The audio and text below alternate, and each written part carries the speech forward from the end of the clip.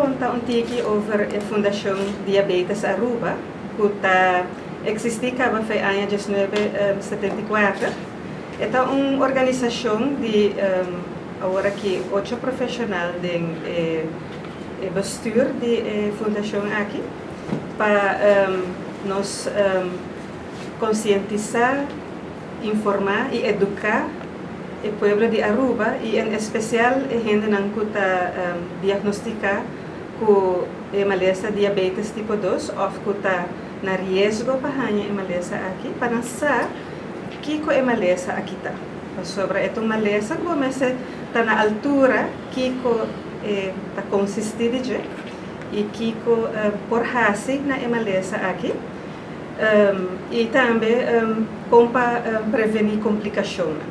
É uma maneira interativa, dus gente não mesmo está bem ativo buscando soluções para manejar diabetes e é interdisciplinário, dus pode sempre boletim diferente donador de cuidado de dante que donava o curso.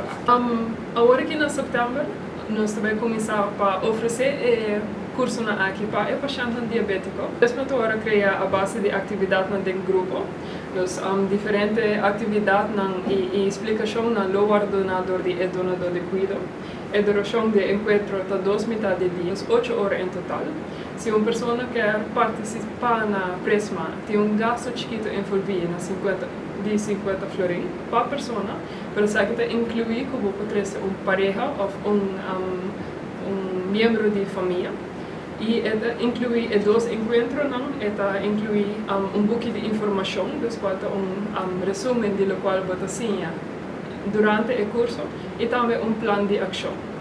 Há mais informação de Prisma Aruba via diferentes canais de mídia e também o Facebook de Fundacion Diabetis Aruba. Boude guia de Dr. Mica de Drogo, que também forma parte da faculdade na Universidade de Aruba, junto com a equipe de AVA completo, nós vamos organizar parte de investigação, que é sumamente importante, e de como sobre o que nós queremos e vamos mais informar tocante o valor agregado e, claro, o processo de Prisma para o paciente de diabetes tipo 2 na Aruba. O programa de você é uma oportunidade sumamente grande que nós estamos entusiasmados e vamos honrar da parte de G. E como tal, nós estamos encorajando o povo de Aruba em geral para motivar quizás um familiar, maior.